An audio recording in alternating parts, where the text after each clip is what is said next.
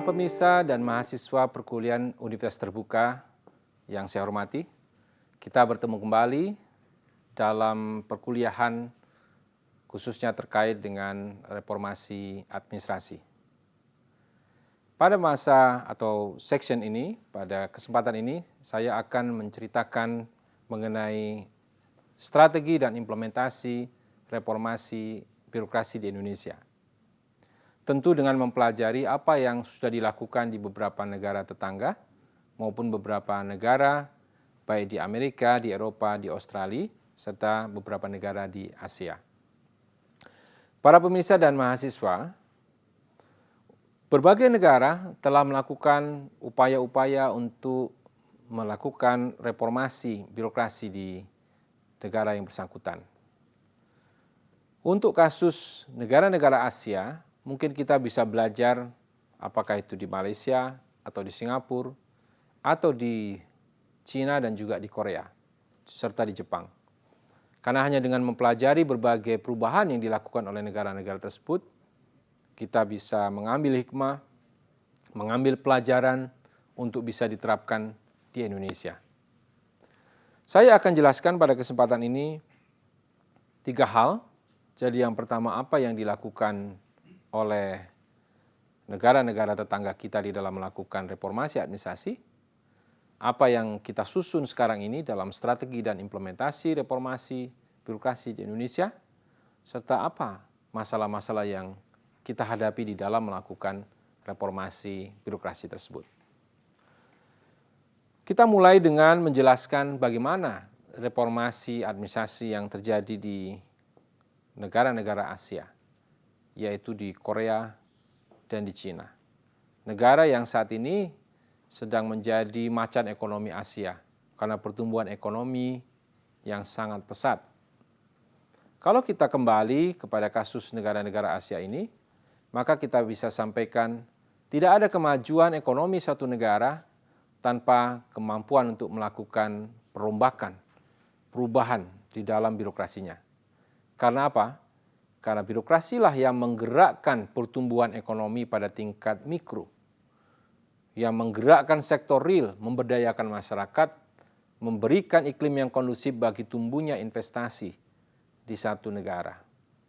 Belajar dari Korea dan Cina, kita bisa mengambil hikmah dan kesimpulan bahwa reformasi birokrasi memainkan peranan yang sangat penting dalam mendukung pertumbuhan ekonomi mereka.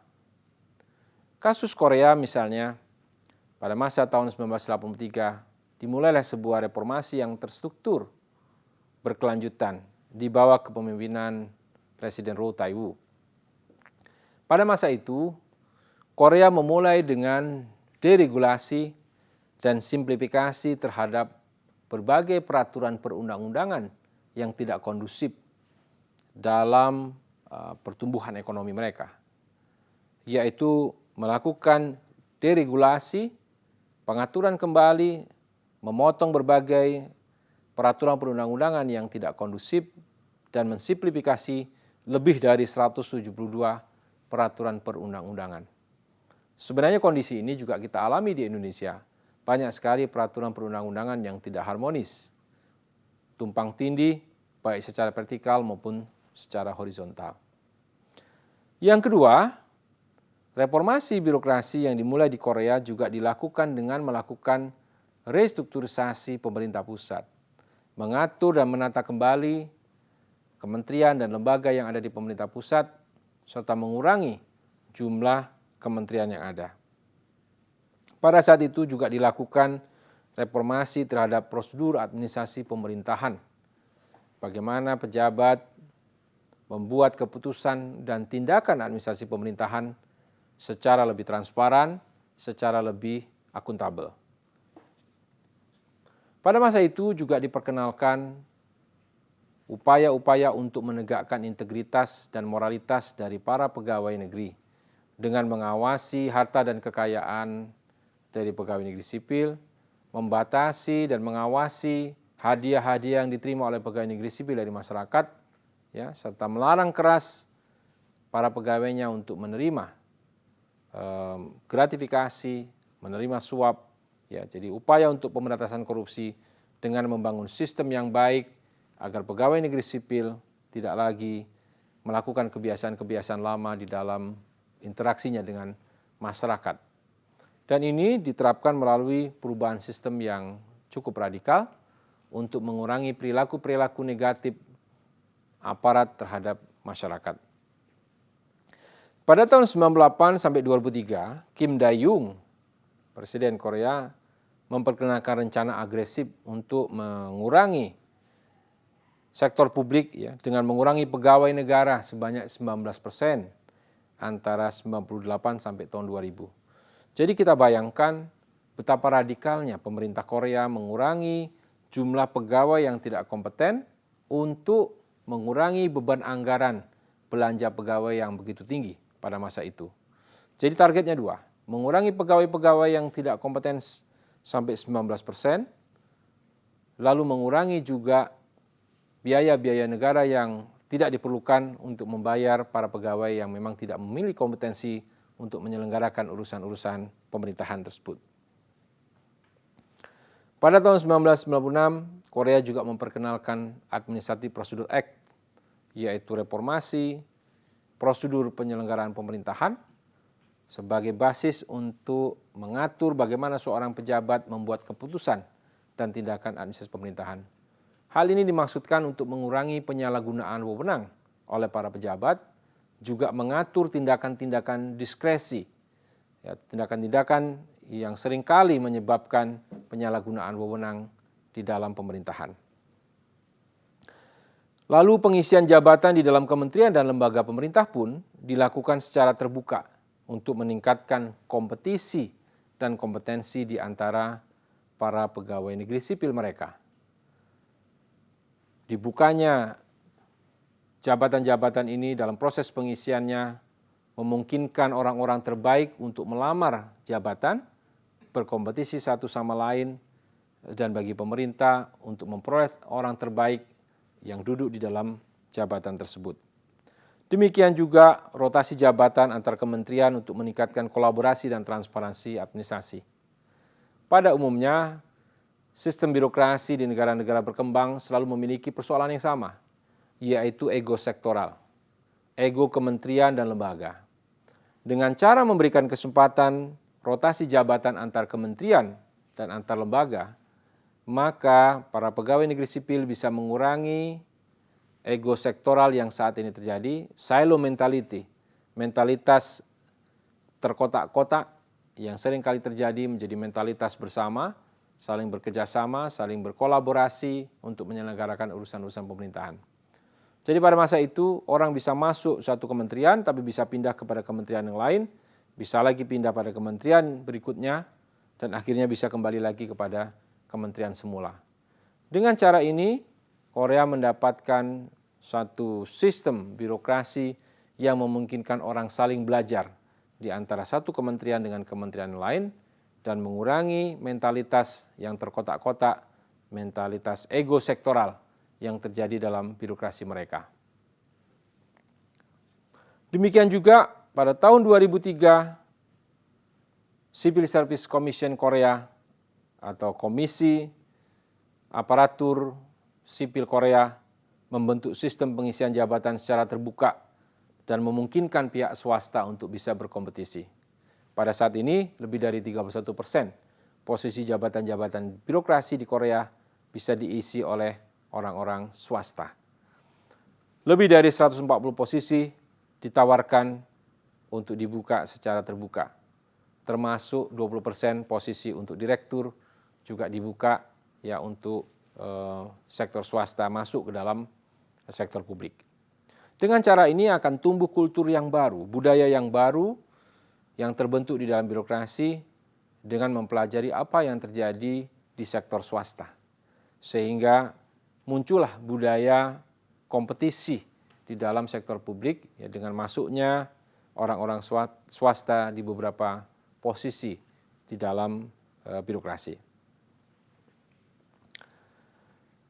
Kemudian sistem pengukuran kinerja diperbaiki dengan memberikan bonus dan reward bagi para pejabat top 10% yang mencapai kinerja dengan bonus tahunan secara rata-rata setara dengan 200% gaji bulanan. Dan tentu saja memberikan penalti untuk mereka yang berada di bawah rata-rata capaian kinerja, ya, dengan tanpa memberikan bonus sama sekali. Demikian juga upaya untuk meningkatkan level of income, jadi besarnya gaji pegawai negeri sehingga kurang lebih setara dengan sektor swasta. Pada tahun 98, rata-rata pegawai negeri sipil memiliki tingkat pendapatan yang kurang lebih sama dengan 87% dibandingkan kawan-kawannya di sektor swasta.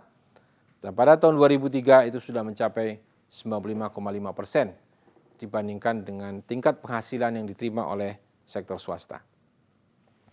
Ini kira-kira gambaran apa yang terjadi di Korea dalam konteks reformasi administrasi. Tentu kita bisa belajar, bisa mengadopsi atau mengadaptasi mana yang baik yang bisa diterapkan di Indonesia.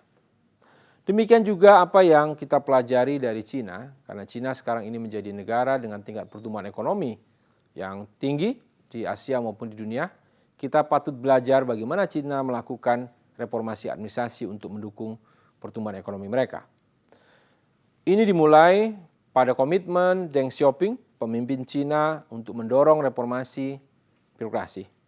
Bahkan pada pidato di depan Partai Komunis Cina pada tahun 1982, Deng mengatakan bahwa streamlining organization is a matter of great importance. Jadi sesuatu yang sangat penting. Dan faktanya hal ini tentu bisa dianggap sebagai sebuah revolusi. Karena memang Cina menganut sistem komunisme, istilah yang dipergunakan reform constitutes revolutions. Jadi reform itu dianggap sebagai sebuah revolusi. Deng mengatakan kalau kita gagal melakukan revolusi ini, kalau kita membiarkan overstep dan overlapping antara parti dengan organisasi negara, maka kita sedang membiarkan ini dalam ketidakpercayaan masyarakat. Termasuk kalau kita membiarkan ketidakjelasan tugas pokok fungsi, banyak sekali inkompetensi yang terjadi di dalam birokrasi, pegawai-pegawai yang tidak bertanggung jawab, pegawai-pegawai yang tidak terdidik, tidak efisien, maka kita menurut Deng sedang membiarkan ketidakpercayaan masyarakat yang semakin luas kepada pemerintah, juga kepada kader-kader komunis pada masa itu. Yang ingin saya sampaikan adalah bagaimana seorang pemimpin Cina memberikan komitmen yang begitu besar untuk melakukan reformasi administrasi atau reformasi birokrasi. Karena Deng tahu bahwa struktur birokrasi yang semakin buruk ini akan menyebabkan daya saing Cina semakin tidak terkontrol, semakin rendah.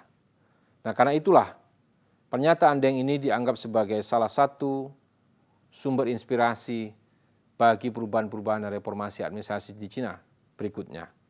Apa yang bisa kita pelajari? Bahwa reformasi administrasi membutuhkan komitmen politik yang sangat besar dari presiden, dari para menteri, dari gubernur, bupati, dan wali kota. Setiap kali tersedia komitmen yang besar, maka terjadi kesempatan untuk melakukan reformasi birokrasi secara lebih baik lagi. Pemirsa dan mahasiswa perkuliahan Universitas Terbuka, apa yang dilakukan Deng pada masa itu? Sekedar untuk menjadi inspirasi bagi kita di Indonesia. Deng memangkas lembaga pemerintah dari 100 kementerian dan lembaga menjadi 61 kementerian. Satu perbuatan yang sangat radikal, satu reform yang sangat radikal, yang mungkin kita tidak bisa bayangkan bagaimana kalau itu diterapkan di Indonesia. Membutuhkan manajemen perubahan yang sangat baik agar tidak menimbulkan resistensi dan penolakan dari birokrasi. Deng juga melakukan struktur administrasi yang lebih responsif bagi pembangunan ekonomi dengan memperbaiki kualitas birokrasi pada saat memulai bisnis atau memulai usaha untuk mendukung investasi yang semakin kondusif di Cina. Apa yang dilakukan oleh Deng kemudian adalah mempensiunkan lebih daripada 30.000 kader komunis dari birokrasi, dari perusahaan-perusahaan negara, yang dianggap mengganggu, yang dianggap menghambat perubahan-perubahan di dalam birokrasi, termasuk juga perilaku-perilaku dan mental model serta kerusakan-kerusakan moral dari kader-kader yang duduk di dalam birokrasi maupun di dalam perusahaan-perusahaan negara. Lebih dari 30.000 kader komunis yang duduk di dalam birokrasi maupun yang duduk di dalam perusahaan-perusahaan negara pada masa itu dipensiunkan. Nah, kita juga bisa belajar bagaimana itu kita terapkan di Indonesia untuk mendorong reformasi birokrasi. Tentu akan menimbulkan resistensi yang begitu banyak, penolakan-penolakan yang begitu besar, sehingga kita harus siap dengan resiko yang akan terjadi dalam perubahan tersebut. Deng juga melakukan profesionalisasi birokrasi, ya, dengan melakukan depolitisasi administrasi, jadi menghindarkan intervensi politik dari partai politik terhadap birokrasi untuk meningkatkan profesionalisme birokrasi berbasis kepada kompetensi. Lalu juga memperkuat independensi perusahaan negara supaya tidak diisi oleh mereka-mereka yang punya kepentingan politik dan ekonomi, tetapi semata-mata untuk kemajuan perusahaan-perusahaan negara tersebut. Menciptakan spesialisasi kompetensi setiap lembaga dan pemerintahan, kemudian memperkuat koordinasi pusat dengan daerah, dan melakukan desentralisasi pemerintahan. Cina juga melakukan ekonomi pasar yang terkoordinasi, mengurangi intervensi langsung negara dalam bidang ekonomi, membuat komputerisasi jaringan antar berbagai kementerian dan juga pemerintah daerah, bahkan di tingkat provinsi, regional, dan setiap pemerintah kabupaten kota di sana, setiap pejabat diberikan pelatihan untuk mengidentifikasi peluang-peluang investasi yang ada di daerah yang bersangkutan. Kemudian penekanan pada spesialisasi, koordinasi, dan standarisasi, serta otonomi yang lebih luas di tingkat provinsi untuk perencanaan ekonomi, perdagangan, dan keuangan. Apa yang dilakukan? Cina selanjutnya pada tahun 98, Cina kembali mengurangi kementerian dari 40 kementerian menjadi 29 untuk mengurangi beban pegawai negeri yang begitu banyak dan juga untuk melakukan perubahan-perubahan fungsi pemerintah. Sejumlah kementerian industri, ada lebih dari 15 kementerian industri yang terkait digabung dan dibentuk menjadi satu kementerian untuk meningkatkan koordinasi. Demikian juga dibentuk satu lembaga yang mensupervisi perusahaan negara, ya, untuk meningkatkan koordinasi. Orang-orang terbaik berpotensi disekolahkan di luar negeri, di universitas-universitas terbaik dengan biaya pemerintah. Memperjelas job responsibilities unit individu, menseleksi calon yang berbakat untuk memiliki kompetensi untuk duduk dalam jabatan, serta memperbaiki sistem pensiun dan memperbaiki pelatihan training untuk para kader-kader birokrasi mereka. Itulah Cina, bagaimana mereka secara serius melakukan perubahan dan reformasi birokrasi, sehingga kita lihat dampaknya sangat positif bagi pertumbuhan ekonomi di Cina pada saat ini. Tetapi ini butuh waktu. Kalau kita belajar ke Korea dan belajar ke Cina, mereka membutuhkan waktu lebih dari 30 tahun untuk sampai pada posisi yang mereka nikmati pada masa kini. Tetapi ini harus kita mulai, karena prosesnya tidak singkat, prosesnya sangat panjang, maka setiap kali kita mengundurkan semangat dan komitmen kita untuk melakukan perubahan birokrasi, maka ini juga akan mengundurkan kesempatan kita untuk menjadi negara dengan tingkat pertumbuhan ekonomi yang tinggi dan kesejahteraan kemakmuran masyarakat yang semakin baik. Bagaimana transformasi birokrasi di Indonesia? Pemerintah sudah menetapkan reformasi birokrasi sebagai prioritas pertama dalam agenda pembangunan nasional untuk RPJM 2009-2014 pada masa pemerintahan Pak SBY Budiono. Ini menunjukkan komitmen pemerintah untuk melakukan reformasi birokrasi secara serius, karena birokrasi merupakan engine of development, mesin pembangunan yang ada di semua sektor. Apakah itu sektor pendidikan, sektor kesehatan, sektor perhubungan, sektor pariwisata, sektor industri dan perdagangan. Birokrasi ada di mana-mana.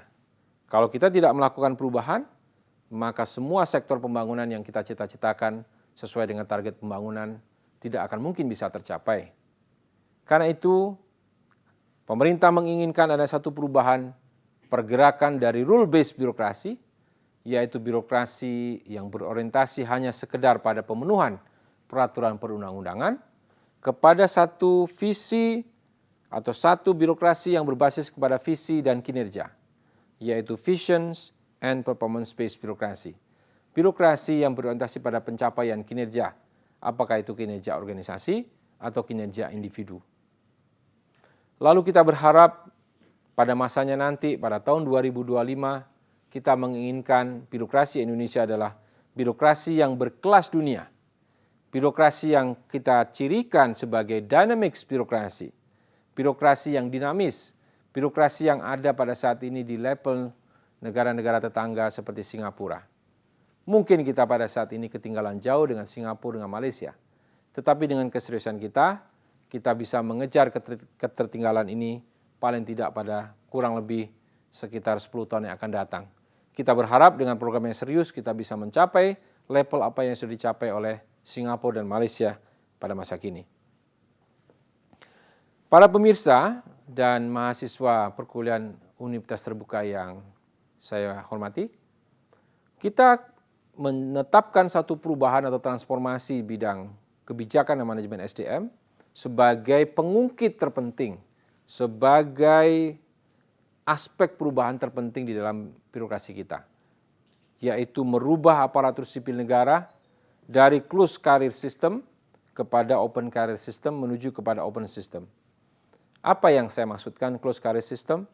Yaitu sistem kepegawaian yang basisnya adalah daftar urut kepangkatan pada seniority, sehingga tidak memberikan penghargaan kepada kompetensi dan kinerja orang. Ini adalah sistem yang sekarang kita anut, dan kita sekarang sudah menetapkan dan memiliki undang-undang yang baru, Undang-Undang Aparatur Sipil Negara, yang meletakkan pendekatan dan paradigma kebijakan manajemen aparatur sipil negara kepada apa yang kita sebut sebagai open career system. Satu sistem karir yang terbuka, yang memberikan kesempatan kepada para PNS terbaik untuk melamar dan duduk dalam posisi jabatan yang diinginkan sesuai dengan kompetensi dan kinerja yang telah ditunjukkan selama ini. Jadi kita tidak fokus kepada senioritas dan daftar urut kepangkatan yang selama ini terjadi, tetapi beranjak kepada kompetensi, kepada keterbukaan. Apa yang dalam bahasa komunikasi politik yang disampaikan oleh Pak Jokowi pada saat menjabat sebagai Gubernur DKI sebagai lelang jabatan, karena proses pengisian jabatan dilakukan secara terbuka, secara transparansi, berdasarkan kepada kompetensi yang dimiliki oleh seseorang untuk duduk dalam jabatan. Kita berharap pada tahun 2025 akan memasuki satu sistem yang kita sebut dengan open system atau sistem yang terbuka. Sehingga jabatan-jabatan birokrasi tidak hanya bisa diisi oleh para PNS, tetapi bisa diisi juga oleh kawan-kawan kita dari swasta. Mungkin tidak seluruh jabatan itu bisa diisi oleh orang swasta, tapi paling tidak kalau mencontoh Korea, 30% posisi jabatan-jabatan di birokrasi bisa diisi oleh kawan-kawan kita dari swasta. Untuk menumbuh kembangkan kultur yang baru, kultur kompetisi di sektor swasta ke dalam sektor publik.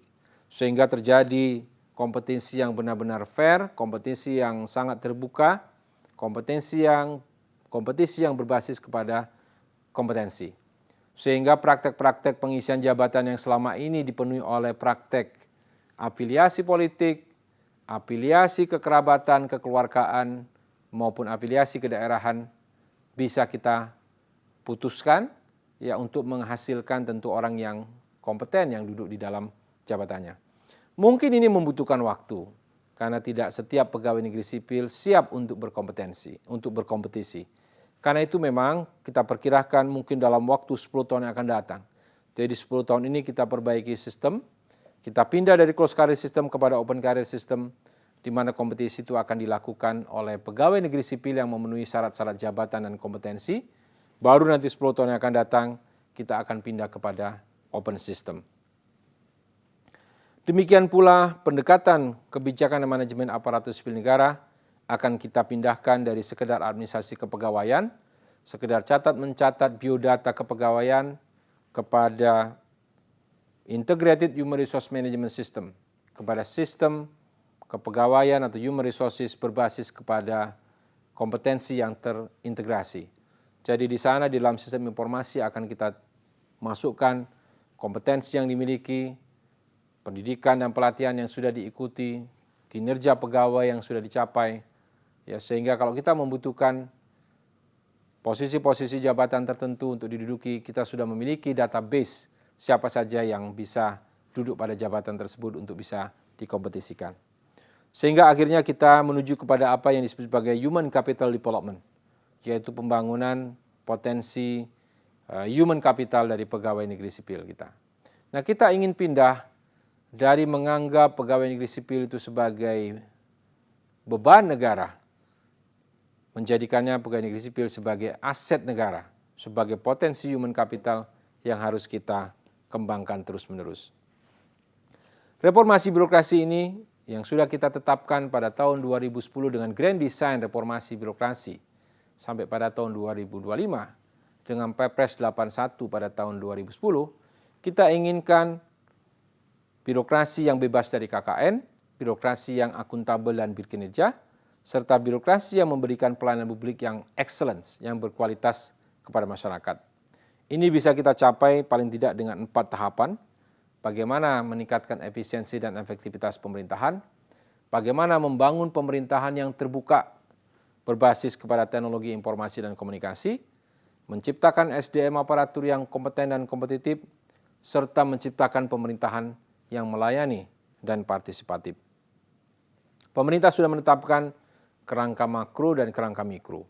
Kerangka makro dalam bentuk perubahan berbagai legal basis atau berbagai dasar hukum peraturan perundang-undangan, termasuk membentuk undang-undang aparatur sipil negara, membentuk undang-undang administrasi pemerintahan yang sekarang sudah disahkan dan ditetapkan oleh Dewan, dan satu lagi misalnya kita ingin membentuk sistem pengawasan internal pemerintah yang efektif, yang bisa mengurangi penyalahgunaan wewenang. Pemerintah juga telah menetapkan 9 program percepatan reformasi birokrasi. Salah satunya adalah perbaikan seleksi CPNS, perbaikan sistem promosi jabatan, penataan jumlah dan distribusi PNS, peningkatan profesionalisasi PNS dengan perbaikan sistem diklat aparatur kita, termasuk pengembangan sistem pemerintahan elektronis, bagaimana memperkuat teknologi informasi dan komunikasi ini dalam berbagai pelayanan, dalam one-stop services, dalam proses penganggaran dan perencanaan, dalam proses pengadaan barang dan jasa, electronic procurements, dalam proses administrasi pemerintahan di dalamnya melalui sistem pemerintahan yang berbasis IT. Demikian juga upaya untuk meningkatkan kualitas pelayanan publik dengan menetapkan standar pelayanan, dengan memperkuat mekanisme pengaduan masyarakat kepada pemerintah, meningkatkan integritas dan akuntabilitas dengan membangun misalnya zona integritas, membangun whistleblower system, membangun dan melarang konflik kepentingan di dalam proses pembuatan keputusan, membentuk berbagai unit pengendali gratifikasi di seluruh kementerian, lembaga, dan juga pemerintah daerah. Berbagai upaya ini kita maksudkan untuk menciptakan pegawai negeri sipil yang tidak saja kompeten, tetapi memiliki integritas dan moralitas yang baik untuk memberikan pelayanan kepada masyarakat.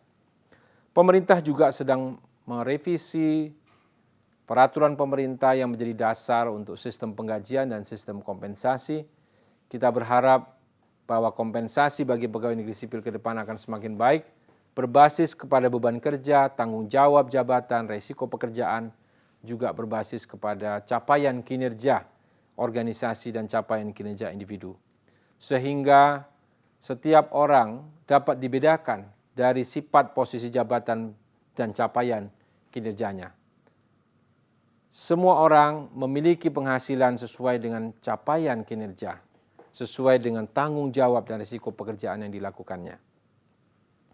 Demikian juga pemerintah berupaya keras untuk meningkatkan efisiensi belanja aparatur dengan menekan belanja perjalanan dinas, dengan menekan honor yang diterima oleh para pegawai negeri, mengatur kembali, meningkatkan efisiensi ini untuk menjadikan sumber pendanaan bagi menciptakan sistem kompensasi atau sistem penggajian yang baru. Di tingkat mikro, pemerintah juga menginginkan perubahan-perubahan yang secara langsung dilakukan oleh kementerian, lembaga, dan pemerintah daerah secara mandiri di berbagai area perubahan, termasuk area perubahan SDM, area perubahan organisasi, bisnis proses pemerintahan, akuntabilitas, dan seterusnya. Apa yang harus kita miliki untuk mempercepat reformasi birokrasi ini? Tentunya komitmen pimpinan, komitmen para menteri, para gubernur, bupati, dan wali kota, dan seluruh jajaran pejabat birokrasi di masing-masing instansi. Tidak ada perubahan tanpa komitmen dari pimpinan. Yang paling penting lagi adalah komunikasi yang kita bangun kepada seluruh jajaran di birokrasi maupun kepada masyarakat, agar masyarakat bisa semakin percaya bahwa pemerintah sedang melakukan berbagai perubahan di birokrasi. Pengelolaan terhadap para penantang atau para penentang, para penolak, orang-orang yang resisten terhadap perubahan harus kita kelola dengan baik supaya tidak menjadi penghambat di dalam pelaksanaan reformasi birokrasi. Para pemirsa dan mahasiswa yang saya hormati, tentu kita menginginkan perubahan DNA baru setelah reformasi birokrasi. Dari birokrasi yang dilayani menjadi birokrasi yang melayani, dari birokrasi yang berorientasi kepada proses kepada birokrasi yang berorientasi kepada outcome, dari birokrasi yang sekedar menunggu kepada birokrasi yang menjemput kepentingan-kepentingan masyarakat, dari birokrasi yang tidak kompeten kepada birokrasi yang kompeten dan memenuhi syarat-syarat jabatannya, dari birokrasi yang sangat rumit, berbelit-belit, tidak transparan, menjadi birokrasi yang sederhana, birokrasi yang akuntabel, birokrasi yang terbuka, dari birokrasi yang saat ini dicirikan sebagai birokrasi yang koruptif kepada birokrasi yang bersih. Tentu ini proses yang tidak singkat, butuh komitmen dan koalisi besar, bukan hanya dari birokrasi itu sendiri, tetapi dukungan semua pihak, dari para pengusaha yang tentu harus memberikan feedback terhadap birokrasi yang tidak transparan, tidak akuntabel, tapi tidak menjadi pelaku terhadap ketidaktransparan dan ketidakakuntabelan birokrasi itu sendiri. Kita juga membutuhkan dukungan dari para akademisi, para penggerak lembaga swadaya masyarakat, media, para politisi, juga para anggota dewan yang memegang kekuasaan untuk mendukung terlaksananya reformasi birokrasi. Saya berkeyakinan bahwa kalau kita bisa memecahkan persoalan-persoalan di dalam reformasi di birokrasi ini, maka Indonesia seperti prediksi McKinsey Global Institute akan menjadi negara besar pada tahun 2030. Tentu saja dengan komitmen kita bersama, konsistensi kita untuk melanjutkan terus-menerus perubahan di dalam birokrasi. Tentu saja para pemirsa dan mahasiswa harus menjadi agen perubahan dimanapun kita bekerja, apakah di pusat, provinsi, atau kabupaten kota. Dengan demikian, saya akhiri pertemuan kita pada kali ini. Kita berharap bahwa reformasi birokrasi bisa dijalankan di seluruh lapisan birokrasi di Indonesia. Demikian dan terima kasih. Kita berjumpa lagi pada kesempatan dan waktu yang lain. Sampai jumpa.